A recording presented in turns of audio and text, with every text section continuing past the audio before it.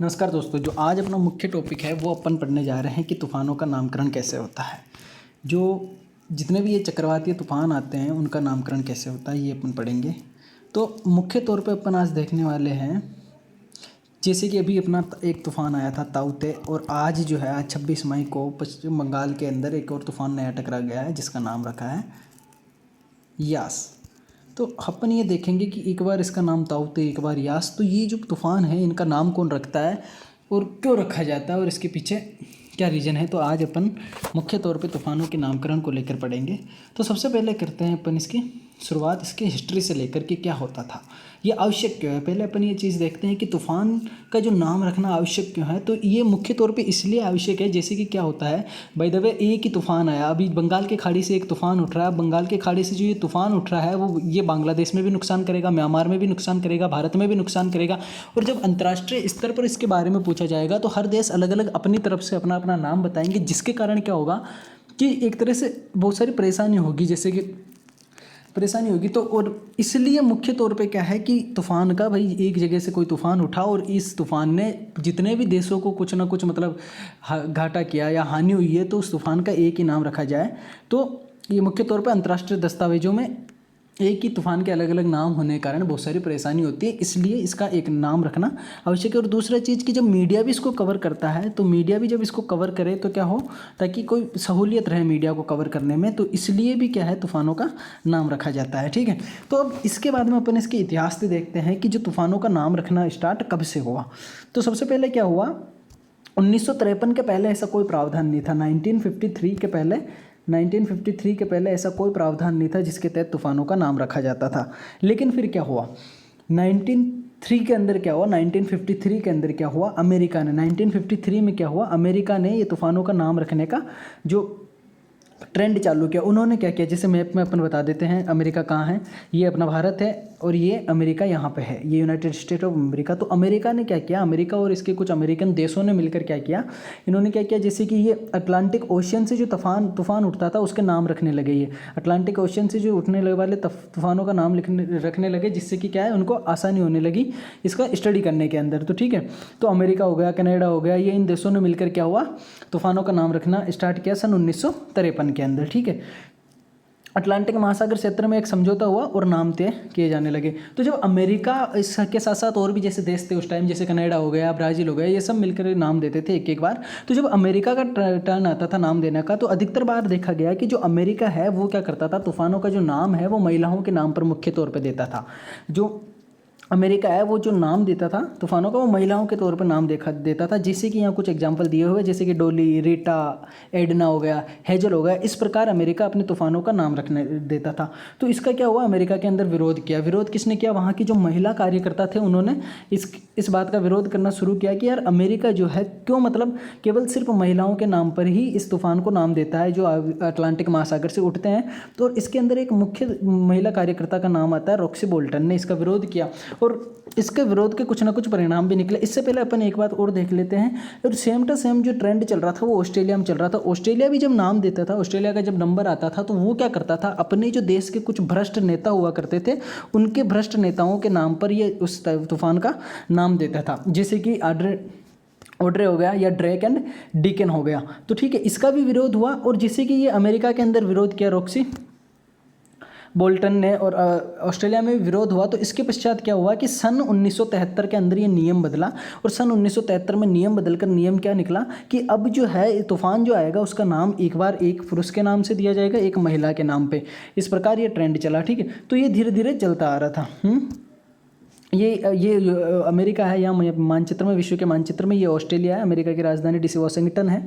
ठीक है, तो अब इसके बाद में आगे चलते अपन देखते हैं कि क्या हुआ कि ये जो ट्रेंड चल रहा था, तो अब क्या हुआ 2004 के अंदर क्या हुआ, ये जो ऑर्गेनाइजेशन बना था जिसने ये अटलांटिक महासागर से उठने वाले जो तूफानों का नाम देता था, इस ऑर्गेनाइजेशन को क्या हुआ, भंग कर दिया गया। और भंग करके क्या हुआ, एक नया ऑर्गेनाइजेशन बना, और वो ऑर्गेनाइजेशन बना भारत की अध्यक्षता के अंदर। भारत की अध्यक्षता में जब ये नया ऑर्गेनाइजेशन बना, तो इस ऑर्गेनाइजेशन का जो मुख्य काम था वो था हिंद महासागर और जो बंगाल की खाड़ी हो गई, यहाँ से जो तूफान उठते थे उनका नाम करने के लिए। तो इस ऑर्गेनाइजेशन ने, इस संगठन के अंदर 8 देश सम्मिलित हुए। उन 8 देशों के यहाँ नाम दिए गए हैं। 8 देश जो थे उसमें भारत था, बांग्लादेश था, पाकिस्तान था, म्यांमार था, मालदीव था, श्रीलंका था, ओमान और थाईलैंड। ये 8 देश थे और इन 8 देशों ने मिलकर क्या समझौता किया, 8 देश ने मिलकर 8-8 नाम सुझाए। 8-8 नाम सुझाए, तो टोटल करके ऐसे 8-8 नाम सुझाने पे टोटल इन्होंने कितने नाम सुझा दिए, 64 नाम सुझा दिए। और ये तय हुआ कि अब क्या है, जो आने वाले तूफान होंगे उनका नाम जो कंट्री के अल्फ़ाबेटिकल नाम है, जैसे कि इंडिया के अंदर आई से शुरू होता है, तो बांग्लादेश में बी से चालू होता है, म्यांमार में एम से चालू होता है, तो सबसे पहले जो तूफान का नाम देगा वो कौन देगा, बांग्लादेश देगा। इसके बाद में अल्फ़ाबेटिकल ऑर्डर पे ऐसे नाम दिए जाएंगे। ठीक है, तो ये फैसला हो गया था 2004 के अंदर। तो अभी जो वर्तमान के अंदर जो नाम दिया जाता है तूफानों का, वो 2004 के अंदर एक संगठन बना था, उसके हिसाब से दिया जाता है। ठीक है, तो ये जो 64 लिस्ट थी, ये 2004 के अंदर 64 नाम की जो लिस्ट थी तूफानों के नाम की, वो 2004 के अंदर बनकर तैयार हुई थी। अब ये 64 जो तूफान थे, अभी अंतिम तूफान जो था 2018 के अंदर अम्फान आया। ये अपन सबको पता है, ये अम्फान जो था ये इस 64 लिस्ट का अंतिम तूफान था और ये 2018 के अंदर ये लिस्ट अब ख़त्म हो गई।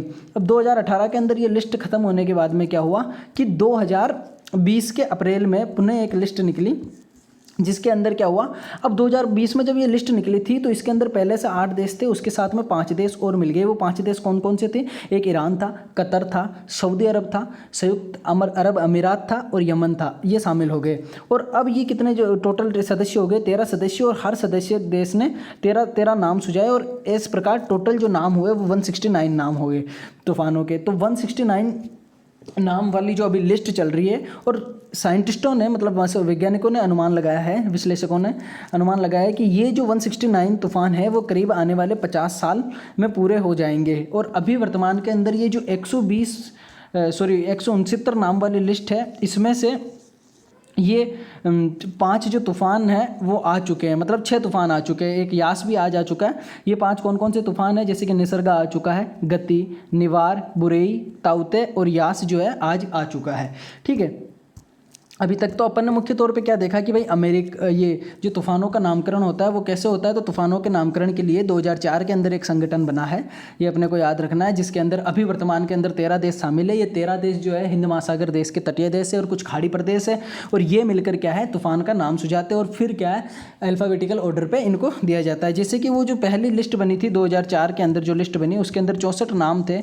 ये जो लिस्ट 2018 में ख़त्म हुई, ये लिस्ट ख़त्म होने में करीब 14 वर्ष लग गए। ठीक है, अब क्या हुआ, जो ताउते तूफ़ान आया था इसके बारे में अपन देखते हैं। जो ताउते जो तूफ़ान आया था, ताउते तूफ़ान का अब सबके दिमाग में आता है कि यार ताउते का एक्चुअल में अर्थ क्या है। तो ताउते का जो अर्थ है वो एक, ये जो ताउते ने नाम सुझाया है ये तूफ़ान का, ये म्यांमार ने सुझाया है। ये नाम जो दिया है ताउते वो म्यांमार ने दिया है, और ताउते का अर्थ होता है गेको। गेको क्या है, एक प्रकार की चिपकली है जो तेज़ आवाज़ निकालती है। इसी प्रकार जो अभी आज 26 मई के दिन पश्चिम बंगाल के पर टकराया है, उस तूफ़ान का नाम है यास। और ये जो नाम है यास, ये ओमान ने रखा है।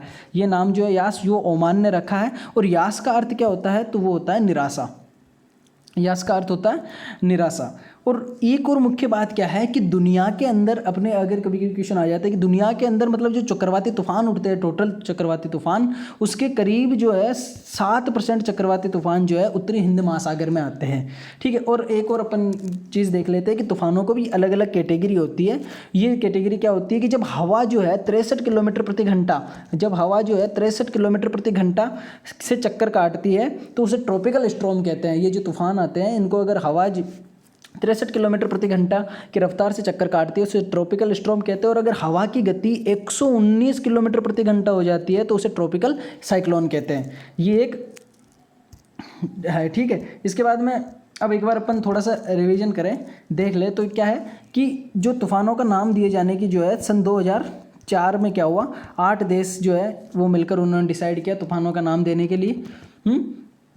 और ये हर बार अपना नाम देने लगे। और अभी जो नई लिस्ट बनी 2020 के अंदर, उस 8 देशों के साथ 5 देश और शामिल हो गए। और अभी 169 जो नाम थे वो सुझा दिए। उसमें से क्या है 6 तूफान आ चुके हैं और अभी तक अपने पास 163 नाम बचे हुए तूफानों के। तो जब तक ये नाम कंप्लीट नहीं हो जाते तब तक अपने को और नाम देने की कोई ज़रूरत नहीं है। अब क्या होता है, जैसा कि अपन ने शुरू में बताया था, शुरू में क्या हुआ था, शुरू में मैंने बताया था कि क्या होता था कि ऐसे लोग जैसे कि अमेरिका जो था महिलाओं के नाम पर तूफान का नाम रखने लग गया तो उसका विरोध हुआ। इसी प्रकार एक और जैसे ऑस्ट्रेलिया जो होता भ्रष्ट नेताओं के नाम पर नाम रखने लगा तो उसका भी विरोध हुआ। इसी प्रकार क्या हुआ, अभी जो 2020 की लिस्ट में क्या हुआ, श्रीलंका ने एक नाम सुझाया जिसका नाम था महासेन, तो इसका भी विरोध हुआ। इसके विरोध होने के पीछे वजह क्या थी, जो महासेन है वो श्रीलंका के अंदर एक शांतिप्रिय राजा हुआ करते थे। तो लोगों ने कहा कि यार शांतिप्रिय राजा के नाम पर आप कैसे किसी तूफान का नाम रखोगे। तो इस प्रकार कभी कभी किसी चीज़ को लेकर, तूफान के नाम को लेकर विवाद भी हो जाता है। तो अभी वर्तमान के अंदर 163 जो नाम हैं अभी पेंडिंग पड़े हैं, जिनके आने वाले समय के अंदर नाम दिया जाएगा। ये जो यास तूफान है ये 26 मई को अभी अपने पश्चिम बंगाल पे टकरा चुका है। इसी के साथ थैंक यू।